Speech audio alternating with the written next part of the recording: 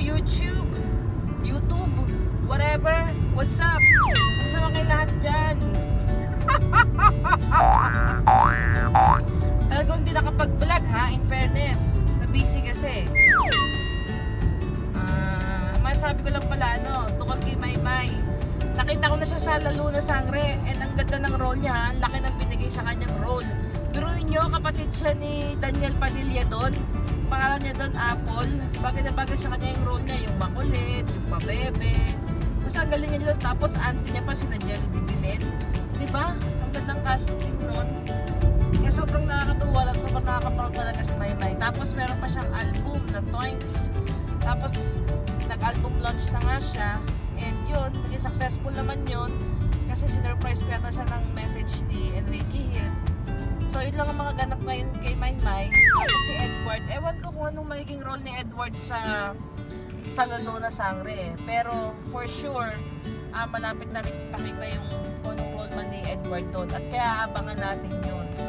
Ayun, nung nagpakita sa Sangre, naabangan nyo din ba si Apple or Maymay tulad ko? Kaya comment down below kung nanonood din kayo. And huwag nyo kalimutan na i-like din tong video na to. I-share nyo na rin para nalaman din ng ibang tao na yun yan, nandun na si Maymay sa Lalo na Sangre, diba? Tapos, ano bang mga ganap? Maraming nagbabash daw sa song na ngayon na Toinks kasi parang wala lang daw, parang ewan. Hindi ba nila alam na novelty song yun? Di ba pag novelty song pang masa, diba? Kaya ba't nila binabash yun? Di ba nila nakukuha yun, diba? Ganda-ganda kaya ng kantang yun. Na-download ko na nga mamaya yun eh. Yung Toinks ni Maymay. Bagal-bagal naman itong nasa unan ko, pabebe. Kakalurky. Baga kami papasok ngayon eh, 1 PM. Kaya medyo na late nga kami kasi tinanghali ng gising. Kapapanood sa Lalo na Sangre. Pero okay naman. I-comment nyo lang. Comment down below kung ano pa yung inaabangan nyo kay Maymay tsaka kay Edward. Kung may alam kayo kung anong role ni Edward, kasi si Maymay lumabas na doon, pangalan niya doon Apple. Kung may alam kayong may role ni Edward, comment down below lang din. And comment na kayo na mag-comment at mag-like and mag-subscribe sa channel ko for more info.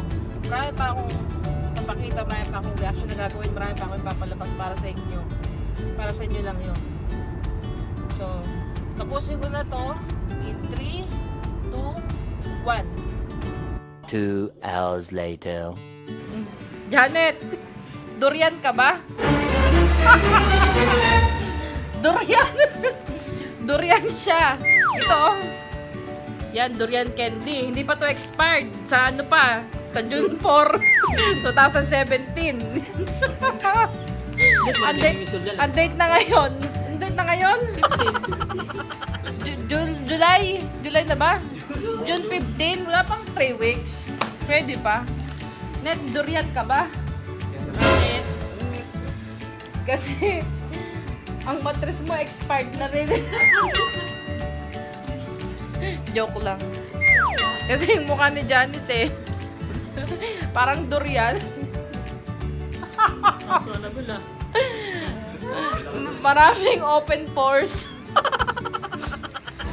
Baliw ako sa'yo, aking sinta. Maymay, aking prinsesa. Gusto na gusto kita.